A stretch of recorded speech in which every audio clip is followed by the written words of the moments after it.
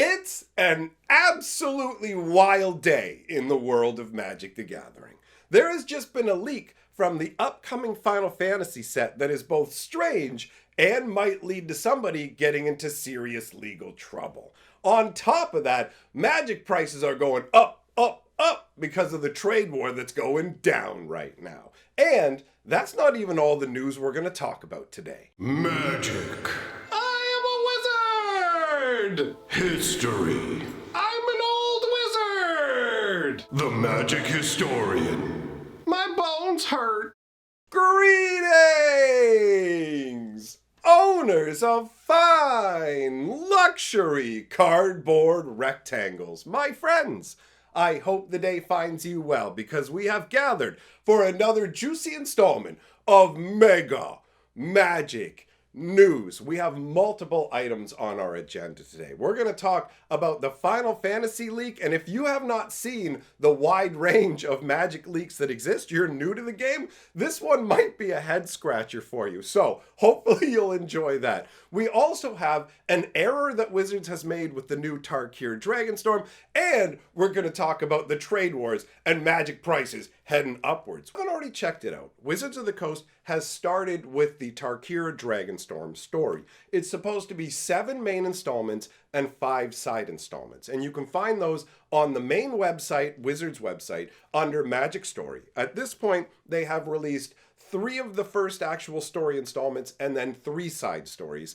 If you don't want to go over there and go through their more lengthy version, I have a condensed version of the main story over on my Fantasy Geographic channel. So each video is roughly about 5 to 6 minutes, and it'll get you up to speed with everything that's going on. So when Wizards of the Coast put out the second installment of the story, it talks about a number of different clans, okay? All the clans, actually, all 5 clans, except for some reason, when they were going over all the clans, they left out the Abzan. And you look at it and go, wait a minute, why is the Abzan missing from the written story? They went and quickly edited it back in later on.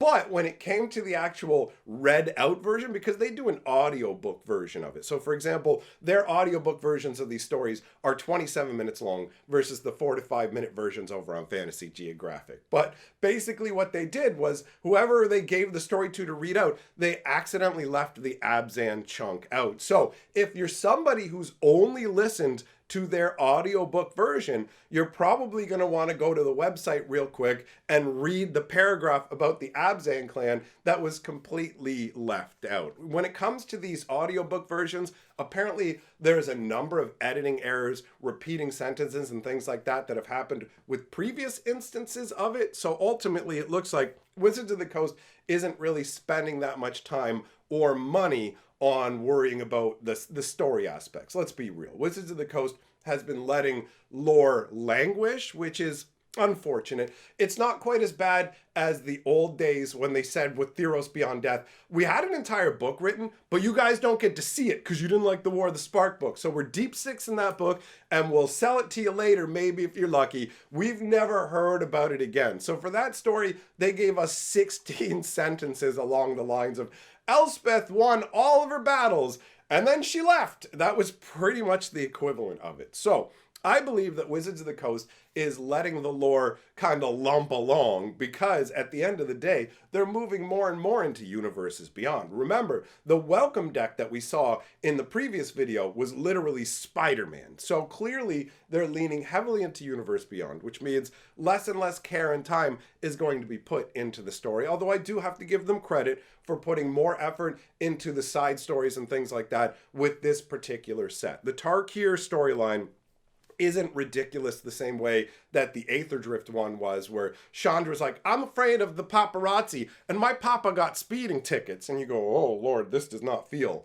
like Magic the Gathering. I will say that the Tarkir story definitely feels like Magic the Gathering, and it has some cool elements. So it's worth taking a peek at and checking out, because this is the last time we're going to get anything feeling like Magic the Gathering lore in this particular year, as far as I'm concerned. Edge of Eternities is coming down the line like 5-6 months from now, but that's going to be a Magic in space set. So it's literally going to be like Aether Drift, where they were like, pedal to the metal, but now it's going to be like, pedal to the spaceship metal, go into the space station, wearing my spacesuit, there's aliens, but everything's powered by magic. So it's only going to technically feel like Magic the Gathering. If you have been hungering for the old school fantasy feel of Magic the Gathering, you're going to want to check out the Tarkir storyline. All right, so the next thing I want to quickly mention is I'm still getting reports of people saying that last November's Arena Direct has not paid them out for the booster boxes they have won. Wizards keeps running these events and still people are sitting there going, yo, can I have my prizes? Wizards is trying to do too much, right? They don't have enough employees to pull off everything they're trying to do. And so things like this are thrown by the wayside, but I wanted to toss out that as a reminder what's going on in that way. Now, let's talk about Magic's prices heading all the way up. And this is especially relevant for those of us in places like Canada, for example, where I am, where not only are Magic prices going to go up, but the American dollar to Canadian dollar, the exchange rate has been getting worse and worse on our side, which also has a big impact on Magic prices. So you might recall that I brought up this discussion about a month ago, but then everything kind of got put on pause and none of that really came into effect. But we've reached the point now where things are heating back up and Magic the Gathering is going to be getting at least a 25% increase in price in Canada. And bear in mind, that's not the price increase we're talking about with Final Fantasy. If you don't already know the American prices and the MSRP that they're dealing with, you have a situation where Tarkir, the MSRP, the manufacturer's suggested retail price, is $5.50 US per booster. With Final Fantasy, that's going up to $7. So roughly a 30% increase. So take a 30% increase in the product price, then add on a 25% increase in the importing fees that it costs to bring the cards in, because this is essentially a tariff war where it is a tit for tat. You did this to me, we're doing this to you. So essentially, America is going, hey, we're going to start adding all these tariffs onto all of these different products. And just like last time, there has been a quick dance backwards going, well, actually, okay, we're not going to do it for this stuff, and we're not going to do it for this stuff, and we're not going to do it for this stuff. But the Canadian government has just said, no, son, you know what? We're not playing this game where you say, we're doing it, we're not doing it, we're doing this, but we're only doing that, we're doing this, and we're doing that. Basically, Canada has turned around and said, if you are doing any tariffs at all, not just the, oh, we'll exclude these guys a day later, and then the next day, we're going to pause it for all these guys, but we're actually going to up this one over here. They're going all over the place with it. So the Canadian government has just turned around and said, we're slapping 25% across the board on a ton, a absolute metric ton of different things. Obviously, the key one for us being Magic the Gathering cards. So that isn't changing. The States hasn't gone ahead and said, we're getting rid of all the tariffs. And that means these price increases will be coming. And another side effect of this uncertainty, will they, won't they, will they, won't they, is distributors, part of the chain of getting, like it goes Wizards of the Coast to distributors, distributors to LGSs, right? So the people in the middle, the distributors, have already been edging their prices upwards. There have already been price increases without actual tariffs being installed like a month ago. And now we have a situation where they're turning around and going, we don't know if this is actually going to be around in 2 weeks, but we're going to factor the prices in as well. I've been talking to people who own LGSs in Canada, and they've been telling me they've got spreadsheets set up for different price points